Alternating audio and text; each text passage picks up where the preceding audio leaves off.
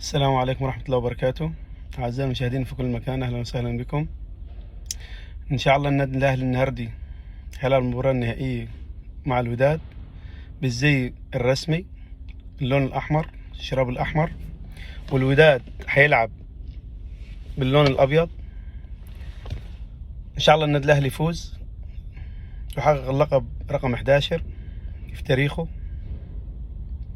بس تعمل متابعة واشتراك في القناة حتى يصلك كل جديد، وإن شاء الله بعد المباراة على طول ما تنتهي نعمل فيديو تحليل التحكيم والأخطاء، تحليل المباراة كاملة إن شاء الله. إذا كان الحكم عادل النهاردي نقول مبروك للنادي الأهلي، لكن إذا الحكم مش عادل، ومعروف الحكم إنه مش عادل نهائيا، فإن شاء الله ربنا يستر إن شاء الله والأهلي يتوج بالبطولة. نتكلم على المختل الزملكاوي اللي مش فاهم أي حاجة، اللي بيقول لك الأهلي بيلعب دور الثمانية في القاهرة المباراة النهائية. أقول له دي جرعة، وعلى حسب ما الجرعة بتجيبك تلعب في أرضك أو تلعب برا أرضك، فدي جرعة. يا هبل يا عبيط. ودي من رجالة مرتضى منصور في كل مكان معاه، كذاب إنه هو جاي من ألماني، ده نصاب، ده شكله حلاق أصلا، شبه الحلاقين، مع احترامي للحلاقين طبعا، الحمد لله أنا في الشعر فهو حلاق أصلا. فنقول مبروك للنادي الأهلي من دلوقتي، الفوز 2-0 إن شاء الله وبعون الله، ويا رب الأهلي يفوز عشان يفرحنا كلنا.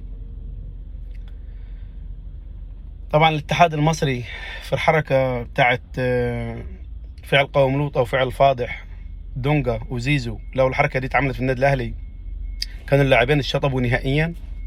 كان الاتحاد فوري أول ما الحكم صفر اشطب اللاعب فلان وفلان على طول النادي الأهلي من غير كلام، كانت اتجمعت في ثانية لجنة الانضباط. لكن الكرة في مصر اتزملكت، كلها اتزملكت. طالما اتزملكت يبقى ما تدورش على الحق، لأن الباطل هو اللي حيمشي والظلم هو اللي حيمشي، وحسب الله ونعم الوكيل. فدمر الكرة المصرية، السمعة بتاعت الكرة المصرية دمروها. الاتحاد الفاشل والوزير الزملكاوي متعصب، زملكاوي متعصب، دمر الكرة. ربنا يفكنا على خير منهم إن شاء الله.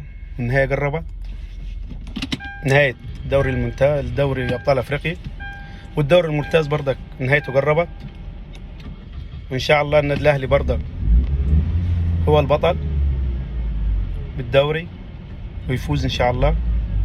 بس أهم حاجة ماتش النادي الأهلي ربنا يعدي على خير، والحكم يبقى عادل، لأن أنا مش متوقع إنه هو هيبقى عادل، إنه حكم مرتشي ومعروف إنه هو بيحكم لسحب الأرض في أي مكان بيلعب فيه، بيحكم بسحب الأرض، إنه هو جبان. نتقابل إن شاء الله بعد المباراة عشان نبارك البعض على الفوز باللقب ال11. وألف ألف مليون مبروك للنادي الأهلي مقدما. شاشة تعمل متابعة ولايك وشير عشان يوصلك كل جديد، واشترك في القناة. والسلام عليكم ورحمة الله وبركاته.